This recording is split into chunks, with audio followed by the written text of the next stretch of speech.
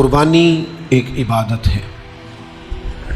عبادت کا ہمیشہ فلسفہ یہی ہوتا ہے کہ وہ محض اللہ کی رضا کے لیے کی جائے تو قابل قبول ہوتی ہے۔ جس طرح غیروں کو مسلمان کرنا بڑی اہم ذمہ داری ہوتی ہے، اسی طرح مسلمانوں کی تربیت کرنا بھی بہت اہم ڈیوٹی ہوتی ہے۔ قرآن مجید نے لفظ تزکیہ کے ساتھ اس تربیت کو یاد کیا ہے جس تربیت کی روشنی میں مسلمان ایک خوبصورت مسلمان بنتا ہے۔ اسلام کے اندر جتنی بھی عبادات ہیں وہ کسی مخصوص پوجا پاٹ کا نام نہیں ہے، وہ باقاعدہ اپنے پیچھے حکمت رکھتی ہیں، فلسفہ رکھتی ہیں، اور اس کے بہت سارے پنہا اسرار و رموز بھی ہوتے ہیں۔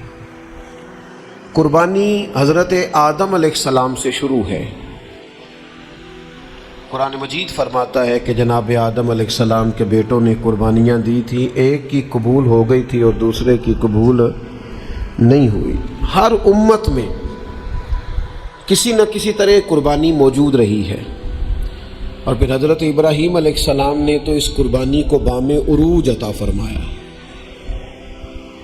عروج دیا ہے قربانی۔ تو قربانی ایک عبادت ہے۔ مسلمانوں کے اندر، اسلامی ممالک کے اندر، جو کہ تمام اسلام کی جتنی بھی عبادات ہیں وہ ذوق شوق سے اور اہتمام کے ساتھ ادا کی جاتی ہیں، تو بعض جگہوں پر پھر اس کے اندر وہ خاص کیفیت نظر نہیں آتی جو مسلمانوں کے اندر ہونا چاہیے۔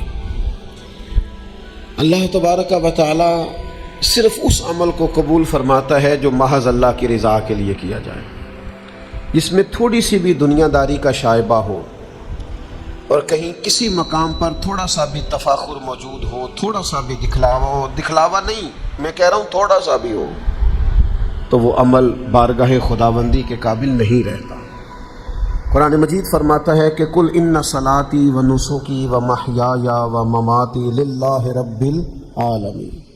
محبوب علیہ السلام آپ فرمائیں، یعنی سرکار وہ کہیں گے تو وہ بات امت کے لیے دستور بن جائے گی۔ اے محبوب آپ یہ فرما دیں کہ بے شک میری نماز، میری قربانیاں، میری حیات، میرا دنیا سے جانا للہ رب العالمین، اس رب کے لیے ہے جو دو جہانوں کو پالنے والا ہے، جو تمام عالمین کا پالنے والا ہے، اس کے لیے۔ جب تک یہ فلسفہ پیچھے موجود نہیں رہتا کہ خالص اللہ کی رضا کے۔ اور پھر قرآن مجید نے قربانی کا حکم صرف امت کو نہیں دیا، رسول کریم علیہ السلام بھی قربانی کرتے ہیں۔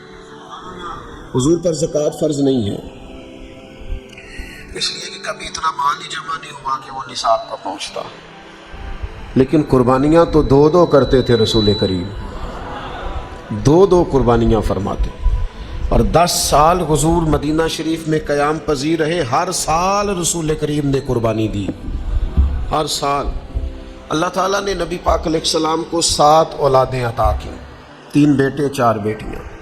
چاروں بیٹیاں جوان ہوئیں، ان کی اولادیں ہوئیں، اور تینوں بیٹے چھوٹی عمروں میں وصال کر گئے۔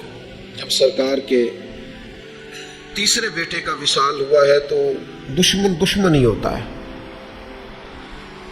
دشمنوں کو زیادہ مطمئن کرنے کی کوشش بھی نہیں کرنی چاہیے، اس لیے کہ جو دشمنی پہ اتر آتے ہیں نا، وہ پھر اس طرح کرتے ہیں کہ وہ ہر چیز کے ساتھ اختلاف برائے اختلاف ہی کرتے ہیں۔ وہ بڑے کم دشمن ہوتے ہیں، تو دشمن بھی ہوں پر خاندانی قسم کے ہوں، ہر ایک بات پر اعتراض نہ کریں، شکست کھائے تو شرم سے پانی ہو، دعا کرو کہ دشمن بھی خاندانی ہو۔ لیکن وہ دشمن اس طرح کے تھے کہ ہر بات پر اختلاف، ہر بات پر شدت۔ تو حضور کے بیٹے وصال کر گئے تینوں، انہوں نے کہنا شروع کر دیا معاذ اللہ ثم معاذ اللہ، نقل کفر نہ باشد۔ انہوں نے یہ کہنا شروع کر دیا کہ یہ تو ابتر ہے، معاذ اللہ، جڑ کٹ گئی، بے نام و نشان ہو گئے، معاذ اللہ ثم معاذ اللہ، قربان جائیں۔ اللہ تعالیٰ نے قرآن مجید کو نازل فرمایا محبوب انا اعطیناک الکوثر، ہم نے تو آپ کو خیر کثیر عطا فرمائی ہے، ہم نے تو خیر کثیر دی ہے آپ۔ ہمارے ایک بزرگ تھے، وہ اس کا ترجمہ کیا کرتے تھے، اے محبوب اساں تانوں جیڑی خیر بھی دیتی ہے چوکھی کر کے دیتی ہے۔ امت دی ہے تو کمال، امت میں اولیاء تو کمال، صلحاء تو کمال، صحابہ تو کمال، اولاد رسول تو کمال۔ تیری نسل پاک میں ہے بچہ بچہ نور کا، تو ہے عین نور تیرا سب گھرانہ میں۔ ہم نے تو آپ کو خیر کثیر دی ہے محبوب، خیر دی اور کثرت کے ساتھ دی ہے۔ اب اس کے شکرانے میں مالک کی بارگاہ سے تقاضا کیا ہے؟ ہم نے آپ کو خیر کثیر دی، اب آپ یہ کریں کہ فَصَلِّ لِرَبِّكَ وَانْحَرْ، آپ اپنے رب کے لیے نماز پڑھیں اور قربانی کریں۔ اِنَّا شَانِئَكَ هُوَ الْأَبْتَرُ، آپ کا دشمن ہی ابتر ہے، بے نام و نشان ہے، جڑ کٹا ہے دشمنی۔ کبھی کسی نے دعویٰ کیا ہے معاذ اللہ کہ میں ابو جہل کی اولاد ہوں، میں یزید کی اولاد ہوں؟ کرتے ہیں لوگ دعویٰ۔ جڑیں کٹ گئیں محبوب کے دشمنوں کی، لیکن رہے گا یوں ہی ان کا چرچا، رہے گا یوں ہی ان کا، رہے گا یوں ہی ان کا چرچا رہے گا، پڑے خاک ہو جائیں جل جانے والے، کچھ ہاتھ نہیں آئے گا، ان کا چرچا ہو رہا۔ تو خیر کثیر دینے کے بعد جو تقاضا کیا وہ یہ کہ فَصَلِّ لِرَبِّكَ وَانْحَرْ، نماز پڑھیں اور چلے۔ روک کے آپ سے سوال کرتے ہیں، بڑے الحمدللہ ذوق سے قربانی ہوتی ہے، بہت سارے لوگ سڑکوں پہ بیٹھے ہیں جانور لیے، خریدنے والے بھی رات کو ٹائم نکال کے ڈیوٹیاں کر کے سب جاتے ہیں، ایک بیچنے والے خریدنے والے یہ سارے نمازی بھی ہیں۔ تو قربانی سے پہلے تو نماز کا حکم ہے، نماز فرض ہے، قربانی واجب ہے۔ ایک صحابی کہتے ہیں میرے ماموں نے عید کی نماز سے پہلے قربانی کر لی، جانور بھی قربانی کی نیت سے خرید رکھا ہوگا، ارادہ بھی قربانی کا تھا، پر نماز سے پہلے قربانی کر لی۔ نبی کریم علیہ السلام نے فرمایا یہ گوشت ہے، قربانی نہیں۔ پہلے نماز ہوگی عید کی، فَصَلِّ لِرَبِّكَ وَانْحَرْ، ترتیب یہ ہے قرآن پاک کی کہ پہلے نماز، پھر عید والے دن بھی پہلے عید کی نماز ہوگی، اس کے بعد قربانی ہو۔ تو فرمایا گوشت ہے یہ، گویا اسے حرام نہیں کرتے، کھا لے گوشت سمجھ کے، پر یہ قربانی نہیں۔ قربانی فقط جانور ذبح کرنے کا نام نہیں، رب رسول کا حکم ماننے کا نام قربانی ہے۔ جانور کی عمر بھی وہ ہو جو شریعت نے رکھی ہے، اس میں خوبیاں بھی وہ ہوں جو شریعت نے رکھی، ٹائم بھی وہ ہو ذبح کرنے کا جو دین نے طے کیا ہے، پھر قربانی ہوگی، اور نیت بھی تقرب الہی کی ہو۔ ہمارے ہاں تو قربانی کو نا جی، میں چونکہ الحمدللہ کافی سارے جانور آنے ہوتے ہیں یہاں قربانی کے لیے، تو میں ذرا پہلے بچوں کو کہتا ہوں، دوستوں کو، کہ یار جانوروں کا بندوبست کرو، تو ہمیں ہر سال لوگ مشورہ دیتے ہیں، کہتے ہیں منڈی ویکھ لو، آخر تے نا کئی یاری بالکل کم سستا ہو جاتا ہے۔ میں کہ نہیں، آخر ویکھنے دی مثلاً کی مجبوری ہے؟ کیا آپ تماشا دیکھنا چاہتے ہیں؟ کئی باری جی بالکل گاہک ہی نہیں ہوتا، جانور سستا ہو جاتا ہے۔ تو میں تو سمجھتا ہوں کہ میں تو بالکل قائل نہیں ہوں اس بات کا کہ جو بیچارے 2 سال سے جانور پال رہے ہیں وہ بالکل بیچارے کہیں کہ اب بیکی نہیں رہا تو ضائع کر دو۔ ہم تو نہیں چاہتے کسی مسلمان کا بھی دیوالیہ نکل جائے۔ اگر آپ کا خیال ہے آخر میں سستے ہو بھی جائیں گے، تو ہم نے تو جتنے بھی خرچ کیے سارے اللہ کی رضا کے لیے کیے۔ 4, 5, 10 ہزار زیادہ چلا گیا تو اپنے لیے تھوڑا کیا ہے، اس کے لیے کیا ہے۔ یہ قرآن پاک نے فلسفہ بیان کیا، اس آیت کو ہر مسلمان کو یاد رکھنا چاہیے۔ رب فرماتا ہے نہ اللہ کی بارگاہ میں ان جانوروں کا گوشت پہنچتا ہے نہ خون پہنچتا ہے۔ یہ جانور ذبح کرتے وقت تمہارے دلوں میں جو تقویٰ ہوتا ہے وہ تقویٰ رب کی بارگاہ میں پہنچتا ہے۔ صحیح 6 میں حدیث میں لفظ موجود ہے، حضور نے فرمایا خوش دلی سے قربانی کرو، خوش دلی سے جانور اللہ کی راہ میں پیش کرو، خوش دلی سے۔ تو آپ کیا دیکھنا چاہتے ہیں آخر میں؟ ایک دفعہ ایک دوست مجھے کہنے لگے آپ کو بڑی سعادت ملتی ہے حرم شریف جانے کی، مجھے بتائیں جس وقت وہاں رش ذرا کم ہو نا حرم میں نے تب جانا عمرہ کرنے۔ میں نے اسے کہا اللہ خیر کرے، وہاں کیوں رش کم ہو جی؟ اس کی کیا وجہ ہے؟ 1.25 ارب مسلمان ہیں، وہاں تو ہر وقت رونق لگی رہنی چاہیے۔ روزے دے دوالے نے غلاماں دیاں ٹولیاں، او ویکھو ایک پیا سندا کروڑاں دیاں بولیاں۔ کیوں رش کم ہو جی؟ وہاں تو زیادہ ہونا چاہیے۔ ہر وقت مسلمان ہو، لب واں ہیں، آنکھیں بند ہیں، پھیلی ہیں جھولیاں۔ کتنی مزے کی بھیک تیرے پاک در کی ہے۔ اور پھر کہتے ہیں ماہ مدینہ اپنی تجلی عطا کرے۔ یہ ڈھلتی چاندنی تو پہر دو پہر کی ہے، حضور مہربانی کرے۔ تو میرے بھائی قربانی کا فلسفہ آپ سمجھے، فربا جانور، سونا جانور، خوبصورت جانور خوش دلی سے ذبح کرے، اور جو نہیں کر سکتے وہ بھی خوش رہیں۔ ان کی طرف سے حضور نے کر دیا ہے۔ 2 جانور حضور لاتے تھے، فرمایا ایک میری طرف سے، ایک میری امت کی طرف سے۔ سیدہ طیبہ طاہرہ ام المومنین سیدہ عائشہ صدیقہ رضی اللہ تعالی عنہ فرماتی کالا مینڈا حضور لائے، پیر بھی کالے، اس کا چہرہ، اس کا پیٹ بھی، وجود بھی کالا۔ پھر حضور نے مجھے بلایا، میں حاضر ہوئی تو فرمایا عائشہ یہ چھری لو اور اس کو تیز کرو پتھر پر۔ فرماتی ہیں میں نے چھری کو پتھر پر تیز کیا، رسول کریم نے خود دست مبارک سے جانور ذبح کیا، اور حضور فرمانے لگے یا اللہ یہ میری طرف سے بھی قبول فرما، میری اولاد کی طرف سے بھی قبول فرما، اور میری امت کی طرف سے بھی قبول فرما۔ وہ بڑے خوش نصیب ہیں وہ جن کی طرف سے رسول کریم نے قربانی فرمائی ہے۔ تو میرے عزیز خوش رہیں، خوش دلی سے کریں کام۔ تھک کے بھی ہو ہی جاتا ہے، پریشان ہو کے بھی ہو ہی جاتا ہے، لو انہیں بھی ایک خرچہ پہ گیا معاذ اللہ، اس طرح بھی ہو ہی جاتا ہے۔ لیکن اگر بندہ ذرا ذوق سے لے تو لطف لے، ذرا اس کا ذرا مزہ اس کو آئے، تو پھر ذرا طبیعت دوبالا ہو جاتی ہے۔ خوش دلی سے خوبصورت کر کے قربانی کی جائے۔ نبی پاک علیہ الصلوۃ والسلام کو اتنا پیار تھا اس عمل خیر کے ساتھ کہ حضور سیدہ فاطمہ رضی اللہ تعالی عنہ سے فرمانے لگے بیٹا یہاں ذرا میرے قریب نہیں آ جاتی؟ یا رسول اللہ کیا ہوا؟ فرمایا میں تیرا قربانی کا جانور ذبح کرنے لگا۔ سیدہ فرماتی ہے میں قریب آ گئی تو کریم فرمانے لگے فاطمہ جو آدمی قربانی دیتا ہے اس کا خون کا قطرہ بعد میں زمین پہ گرتا ہے، اللہ تعالیٰ ذبح کرنے والے کے گناہ پہلے معاف فرما دیتا ہے۔ 70 گنا زیادہ اللہ اس کا وزن کر کے قیامت میں اجر عطا کرے گا۔ قربان جاؤں سیدہ پاک کی، کیا پیار ہے حضور کی امت سے۔ عرض کرنے لگی یا رسول اللہ یہ فضیلت صرف اہل بیت کے لیے یا ساری امت کے لیے؟ تو حضور خوش ہو گئے، فرمایا نہیں میری ساری امت کے لیے، یہ سب کے لیے فضیلت ہے، یہ سب کو ملے گا اعزاز۔ تو خوش دلی سے قربانی، ذوق سے قربانی۔ چلو نام بھی لے لے دی، فوٹو سٹیٹس تے لگے گی تو کچھ نہیں ہون لگا، کیا خیال ہے آپ کا؟ نام بھی اگر بھینس کے ساتھ اور گائے کے ساتھ فوٹو آئے گی تو کوئی ایسا مسئلہ کہاں؟ قوم ساری الجھ گئی ہے، اللہ جانتا ہے۔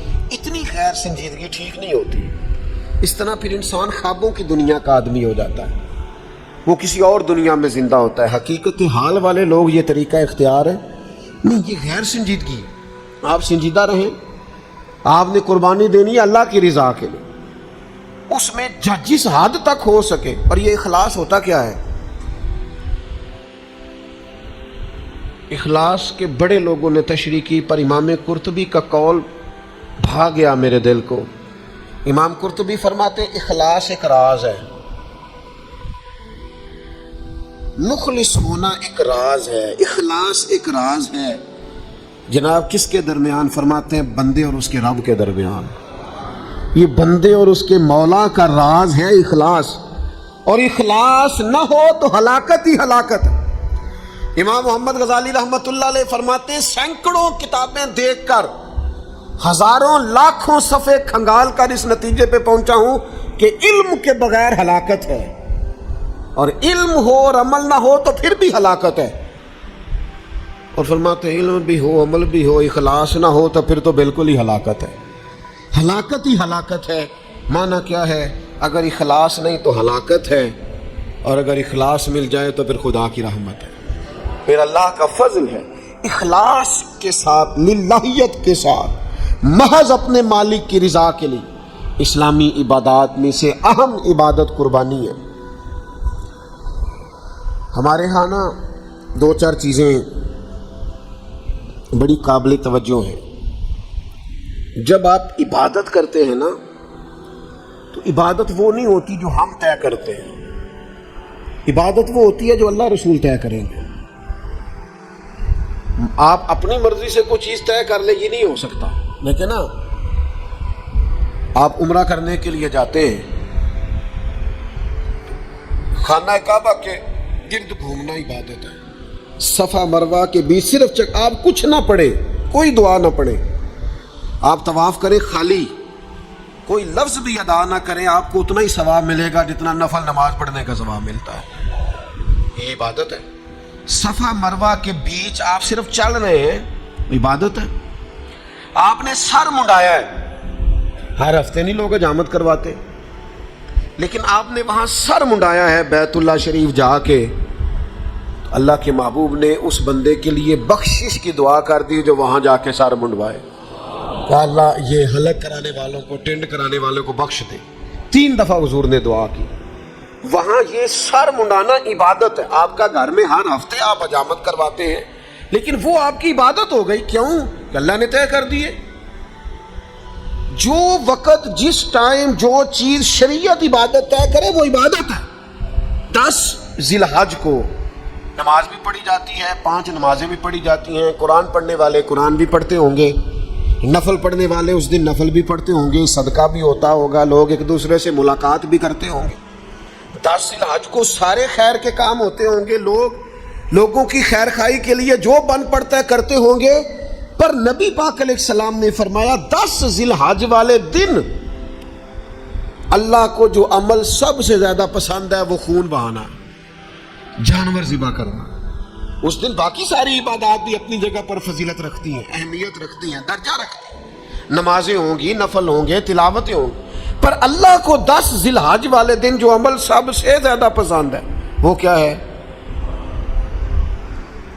حضور علیہ السلام جب جانور ذبح کرتے تھے تو قبولیت کی دعا کرتے تھے، یا اللہ اسے قبول فرما میری طرف سے، میری اولاد پاک کی طرف سے، امت کی طرف سے۔ کیا کروں میں، کیسے عرض کروں؟ یہاں جانور ذبح ہوتا ہے تو ہمارے ہاں لوگ ویڈیو بنا رہے ہوتے ہیں، وہ جس کو چاہیے تھا درد سے فٹافٹ کہتا ہے مالک میں نے اپنی ہمت کے مطابق پیش کر دیا، اپنے کرم کے مطابق قبول کر لیا۔ دعاؤں کا ٹائم تھا، یہ عمل تو سب سے زیادہ پسند ہے اللہ کو، یہ قرب الہی والا عمل ہے، اللہ کے قریب جانا تھا۔ یہاں سیلفیاں ہو رہی ہیں، تصویریں ہو رہی ہیں، دیکھا جا رہا ہے، بڑی بڑی باتیں ہو رہی ہیں۔ وہ خدا کے بندو، اس کو عبادت بناؤ، اس کو عبادت جانو، یہ تقرب الہی کا ذریعہ ہے۔ کچھ لوگ بڑے سیٹ صاحب ہوتے ہیں، بڑے نواب صاحب ہیں، وہ جانور کے قریب نہیں جاتے، کہتے ہو میں پڑھا لکھا ہوں، میں تو جناب وہ بڑا مہذب آدمی ہوں، یہ تو فلاں آدمی کرے گا۔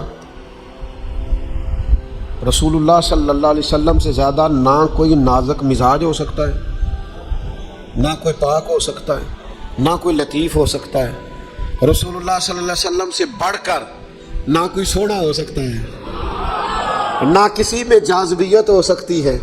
حسن وہی ہے جو میرے محبوب نے کر دیا ہے، خوبصورتی وہی ہے، جدھر حضور گئے ادھر ہی حسن سارے کا سارا سمٹ کر چلا گیا۔ داستان حسن جب پھیلی تو لامحدود تھی، اور جب سمٹی تو بس تیرا نام ہو کر رہ گئی۔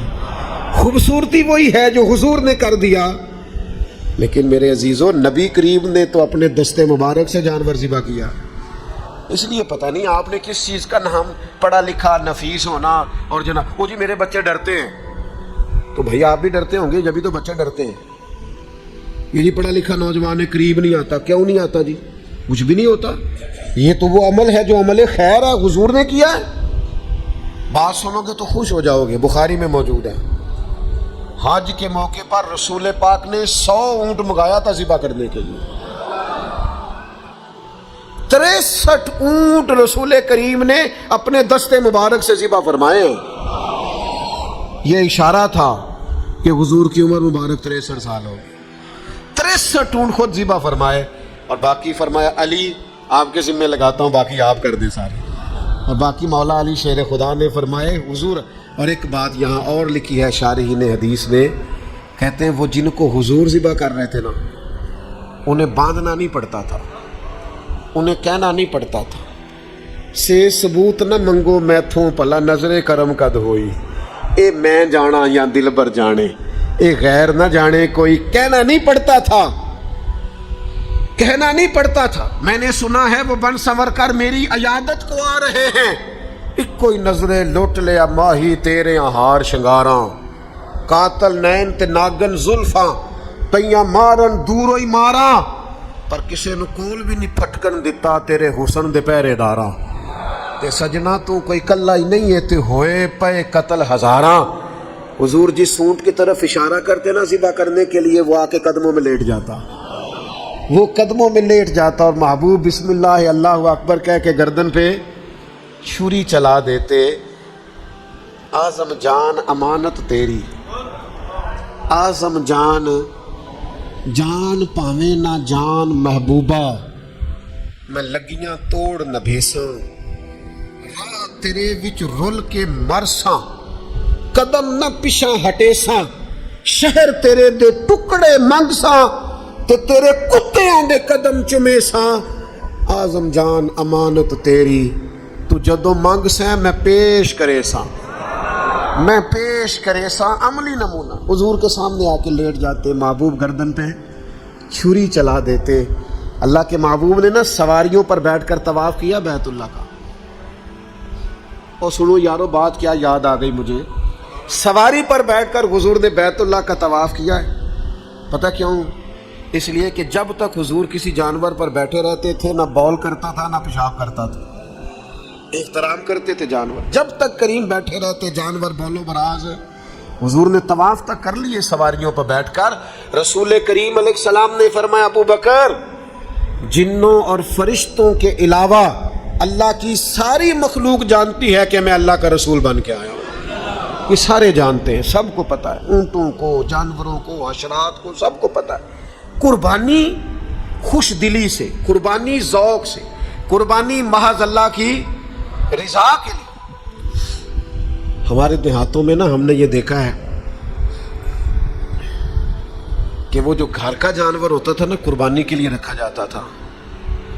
کبھی جانوروں کو کسی جگہ لے کے جاتے پانی پلانے کھیت میں تو ہانکتے تھے نا، تو ہمارے پرانے دیہاتی لوگ جو قربانی کا جانور ہوتا تھا اسے چھڑی بھی نہیں مارتے تھے کہ دیدی بھی یہ قربانی دا ہے، یہ اللہ دے نال ہے. چارہ ڈالتے نا چارہ، تو اس کو تھوڑا سا، سمجھ آ رہی ہے میری بات کی، اس کو تھوڑا زیادہ ملتا، اس کو ذرا کھل بنولا اور چلو ونڈا آخ لینے، ہاں اس کو تھوڑا سا زیادہ ملتا. کیوں؟ یہ دیکھو نا، یہ لوگ ان پڑھ ہوتے تھے پر ذوق ان کا بڑا پڑھا لکھا تھا. کتابیں تھوڑی پڑھی تھی پر دل محبوب حجازی کی محبت میں پورا تعلیم یافتہ تھا. یہ لوگ انفرادی اس کے ساتھ سلوک کرتے، کہتے جانور قربانی کا ہے، یہ اللہ کے نام پر ذبح کرنا ہے، اس کے ساتھ انسیت زیادہ ہے، اس کی قدر زیادہ ہے، اس کی اہمیت زیادہ ہے. بس اس بات کو سمجھ لیں. میں اعتراض نہیں کرتا، جو لوگ اب جگہ ہی نہیں ہے لوگوں کے گھروں میں تو لوگ ایک دن پہلے جانور خرید کے لاتے ہیں، میں اعتراض نہیں کرتا، لیکن بہرحال وہ بھی بڑے معنی خیز لوگ تھے جو مہینوں پہلے لا کے جانور پالتے تھے. ایسے لوگ بھی دیکھے، عید گزری ہے بڑی، عید کے بعد ہی انہوں نے جانور خرید لیا کہ پورا سال اس کی حفاظت کریں گے، خدمت کریں گے، اور عید پر اللہ کے راستے میں. یہ ذوق چاہیے، یہ والی کیفیات چاہیے تاکہ قربانی کی اصل وہ بیدار ہو. ایک تو ذوق کے ساتھ قربانی کریں، دوسرا اس کو تفاخر کبھی بھی نہ بنائیں، ذریعہ فخر اس کو کبھی نہ بنائیں. اور تیسری بات یہ ہے کہ اس کی روح کو سمجھیں. یہ روح کیا ہے اس کی؟ کوئی بھی عمل بندہ کرتا ہے اس کے پیچھے کچھ روحانیت ہوتی ہے، کوئی فلسفہ ہوتا ہے، اس فلسفے کو سمجھے. صحابہ نے پوچھا تھا یا رسول اللہ صلی اللہ تعالی وسلم یہ قربانیاں کیا ہیں، ان کا فلسفہ کیا ہے؟ تو قربانی نبی کریم کی بھی سنت ہے، پر حضور نے فرمایا یہ تمہارے باپ جناب ابراہیم کا طریقہ ہے. قربانی حضرت ابراہیم نے تو بیٹا ذبح کیا تھا، چھری چلا دی تھی، اپنی طرف سے انہوں نے کر دیا تھا ذبح. وہ تو اللہ تعالیٰ کو جو منظور تھا وَفَدَيْنَاهُ بِذِبْحٍ عَظِيمٍ. حضرت ابراہیم کی روح تو یہ ہے کہ سب سے قیمتی چیز اگر قربانی میں مانگی جائے تو دیر نہ کی جائے. تو اس ذوق کو تو دیکھیں نا، حضور نے فرمایا کہ تمہارے باپ ابراہیم کا طریقہ ہے. تو صحابہ نے عرض کی حضور ہمیں ملے گا کیا اس میں سے؟ تو حضور فرمانے لگے قربانی کے جانور کے چھوٹے سے چھوٹے بال کے بدلے اللہ تمہیں بڑی سے بڑی نیکی عطا فرمائے گا، ایک ایک بال پر نیکیاں دے گا مالک کریم۔ میرے عزیزوں اس کے فلسفے کو سمجھیں، جب تک روح خلیل سے فیض یاب نہیں ہوتے قربانی کا عمل اس طرح سے ذوق اور اس طرح سے کیفیت عطا نہیں کرتا۔ پھر ایک اور بات بھی، اللہ تعالیٰ نے نا امیروں کے مال میں غریبوں کا حصہ رکھا ہے۔ مشکات میں حدیث ہے، حضور فرماتا ہے تمہیں جو رزق دیا جاتا ہے یہ تمہارے ضعیفوں کی وجہ سے دیا جاتا ہے۔ تمہارے جو کمزور لوگ ہوتے ہیں نا، ضعیف کمزور، ان کی وجہ سے اللہ تمہیں رزق دیتا ہے۔ تم پر جو بارشیں برستی ہیں یہ تمہارے ضعیفوں کمزوروں کی سبب سے برستی ہیں۔ یہ اللہ تعالیٰ نے بہت سارے امیروں کو جو مال دیا ہے نا، یہ بھی کئی غریبوں کی برکت سے دیا ہے۔ احسان نہیں کرتے امیر غریب کو دے کے، رب نے حصہ رکھا ہے۔ زکوٰۃ ہے تو دینی ہے، عشر ہے تو دینا ہے، فطرانہ ہے تو دینا ہے۔ اللہ تعالیٰ نے حصہ رکھا ہے۔ اور وہ کہاں گئے جناب شیخ شبلی جیسے لوگ جو غریب کو دیتے تھے اور ساتھ کہتے تھے تیرا شکریہ تو میرے دروازے تک آیا ہے، اللہ کی رحمت آئی ہے، مجھے موقع ملا ہے اس کی راہ میں کچھ دینے کا، شکریہ، خود بھیک دے خود ہی کہے منگتے کا بھلا ہو۔ وہ لوگ کہاں گئے؟ میرے عزیز اللہ نے حصہ رکھا ہے، اس لیے اس بات کو آپ سمجھ لیں۔ زکوٰۃ دیں تو خوش دلی سے دیں، فطرانہ دیں تو خوش دلی سے۔ اتنا سوکھا نہیں ہوتا شاپر لے کے کسی کے دروازے پہ جانا۔ چلیں آپ اس بندے کو سمجھ لیں کہ وہ عادی مجرم ہے، سمجھ لیں، لیکن اس کو دیکھ کے ہی آپ عبرت پکڑ لیں کہ آپ کو جانا نہیں پڑا، کوئی آیا آپ کے دروازے، پھر ہی چلو آپ یہی غور کر لیں کہ کوئی آیا، اللہ نے آپ کو دینے والا بنایا۔ تو غصہ کرنا، چہرے پہ شکن ڈالنا، جے تے اسی نماز پڑھ کے آئے ہیں تسی آ بھی گئے ہو، یہ کوئی طریقہ ہے؟ تسی تے سون ہی نہیں دیندے بھائی، کیا مطلب یہ لہجے ہیں، کیا انداز ہے۔ ایک بزرگ ہیں، وہ کہنے لگے کہ 7-8 لاکھ روپیہ ادارے میں سیلری جاتی ہے، مدرسین کی تنخواہیں ہیں، باورچیوں کی، اس کی۔ تو کسی نے ان سے کہا کہ آپ ہمیں اچھا لگے گا اگر آپ دیں، تو وہ کہنے لگے یار میری اوقات نہیں ہے کہ میں لوگوں کو تنخواہیں دوں، اس لیے میں نے کسی کے ذمے لگایا، وہ میری حیثیت نہیں، مجھے شرم آتی ہے کہ یار اب میں بانٹتا پھروں۔ محض یہ کون لوگ ہیں جو ہر وقت اس احساس کا شکار رہتے ہیں کہ بھئی میں مسکین پرانا خادم، کسے در ملی نہ ٹوئی، یہ تے واصف یار نے نظر جو کی تھی، تو پھر واصف وہی مختصر سی میری کہانی ہے، جو بھی ہے آپ کی مہربانی ہے۔ تو بن کے نہ بیٹھ جائیں، اللہ سے ڈریں۔ جب آپ جھڑک کے دے دیتے ہیں تو اس کا ثواب کم پڑتا ہے، اجر میں کمی آتی ہے۔ آپ باطل کرتے ہیں احسان جتلا کر اور تکلیف دے کر اپنے صدقات کو، خوش دلی سے جانور ذبح کرنا۔ ایک بات اور آپ سے کرنی ہے، پھر بات سمیٹتا ہوں۔ عید والے دن نماز عید بھی پورے ذوق سے پڑھیں، بھاگ دوڑ نہ کریں کہ جلدی کہاں ہوتی ہے، فٹافٹ کرو، نماز پڑھو اور کپڑے بھی نہیں بدلنے، اور بھائی انشاءاللہ تعالیٰ قربانی کرنی ہے، انشاءاللہ جلدی ہو جائے گی قربانی، لیکن نماز کا درجہ بہرحال قربانی سے زیادہ ہے، نماز کی اہمیت بہرحال قربانی سے۔ ذوق سے عید کی نماز پڑھیں، خوب سجدے کریں، امت کے لیے دعائیں کریں، اس کے بعد آپ قربان گاہ میں جائیں، جانور ذبح کریں۔ نبی پاک علیہ الصلوۃ والسلام نے تو وہیں پہ جانور ذبح کر دیے تھے، عیدگاہ کے اندر۔ جلدی نہ کریں، عبادت کا ذوق ضرور پیدا کریں۔ کسائی سے بھی کہیں کہ یار تو بھی نماز پڑھ پہلے، 3 دن ٹائم دیا اللہ تعالیٰ نے، شریعت نے 3 دن ٹائم دیا ہے قربانی کی، کس لیے دیا ہے کہ آپ اطمینان کے ساتھ، سکون کے ساتھ آپ یہ کام کر لیں، کوئی جلد بازی نہ کریں، اور اس ساری عید پر دعا کریں اللہ تعالیٰ فلسطین والوں کے حق میں بھی رحمت والا فیصلہ کرے۔ میں دیکھتا ہوں کہ لوگ روزے رکھتے رہے، عیدیں مناتے رہے، اور وہ بیچارے لاشیں اٹھاتے رہے۔ اب تو ہمیں احساس ہی نہیں رہا، ہم خبروں کے قائل ہیں، 4 دن آئی تھی بس ٹھیک، یہ صبح قیامت بار ہے پوری امت کے سروں پر، وہ تکلیف میں ہے، اور تکلیف بھی وہ جو اذیت ناک اور کرب ناک ہے۔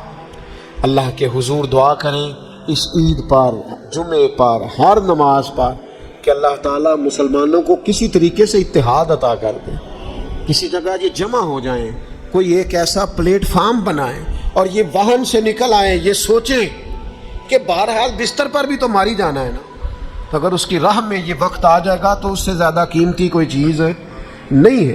تو خدا را کچھ اپنے اندر شعوری زندگی بیدار کریں۔